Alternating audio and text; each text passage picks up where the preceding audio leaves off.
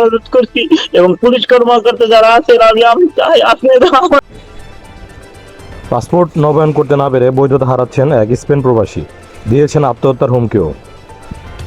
Passport নবায়নের জন্য নির্ধারিত ফি পরিশোধের পরেও রহস্যজনক কারণে স্পেনের বাংলাদেশ দূতাবাসে ফিঙ্গারিং করাতে না পেরে প্রবাসে বৈধভাবে অবস্থানের সুযোগ হারাতে চলেছেন ফরিদপুরের প্রকাশটানা নামের এক ব্যবসায়ী।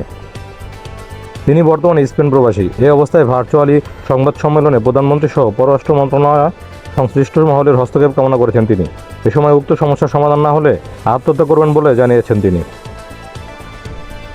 শনিবার সকালে স্পেন থেকে ভার্চুয়ালি যুক্ত হয়ে ফরিদপুরের সাংবাদিকদের সাথে আয়োজিত এক প্রেস কনফারেন্সে এ অভিযোগ করেন প্রকাশনা নামের ওই স্পেন প্রবাসী।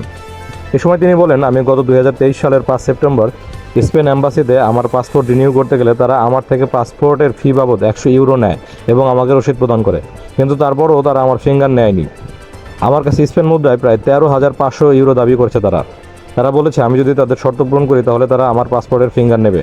আমি যখন তাদের প্রশ্ন করি কেন আপনাদের আমি টাকা দেবো, তখন তারা বলে কোনো কথা নাই, আপনাকে যে শর্ত দেওয়া হয়েছে তা পূরণ করুন, তারপর পাসপোর্ট বই পাবেন। এদিকে আমার স্পেনের রেসিডেন্ট কার্ডের মেয়াদ শেষ, পাসপোর্ট নেই, পাসপোর্ট ছাড়া কার্ড ওঠানো যায় না। আমি যে কতটা মানবিকতার জীবনযাপন করতেছি তা ভাষায় প্রকাশ করার মতো না। তারা বলে আমি নাকি জাপানি। এই পরিস্থিতিতে আমি যদি আত্মহত্যা করি তার সম্পূর্ণ দায় বাংলাদেশ এম্বাসি স্পেনের ওপর। এর সাথে জড়িত রয়েছেন সাব রহমান নামের এক স্পেন প্রবাসী। তিনি বলেন, স্পেন প্রবাসী সাব রহমান আমার কাছে টাকা দাবি করেছেন, আমি তার টাকা দিয়েছি। আমি তার কাছে এখন উল্টো টাকা পাই। তিনি আমাকে ফাঁসানোর জন্য বিভিন্ন চেষ্টা করছেন। আমি করোনাকালীন সময়ে সুদে তার কাছ থেকে 15,000 ইউরো নেই। সময় মতো সেই টাকা সম্পূর্ণ পরিশোধ করেছি ব্যাংক অ্যাকাউন্টের মাধ্যমে, যদিও এখন উনি আরও 15,000 ইউরো দাবি করছেন। এছাড়া তিনি আরও বলেন, তার ভাই বিকাশ কুমার সাহা গত 2021 সালের 8 ডিসেম্বর ব্যবসায়িক প্রয়োজনে ঢাকা থাকা অবস্থায় ঢাকায় নিখোঁজ হয়ে যায়।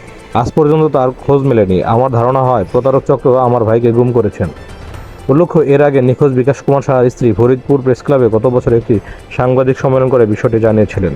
অনুরোধ করছি এবং পুলিশ কর্মকর্তা যারা আছেন আমি চাই আপনারা আমাদের বিপদ থেকে বাঁচান এবং আমাকে ফ্যামিলিদেরকে নিরাপত্তা দিন এবং আমাকে নিরাপত্তা দিন। আমার প্রায় 5 কোটি টাকার উপরে আমার এই সম্পদ খাওয়ার জন্য বসে রয়েছে।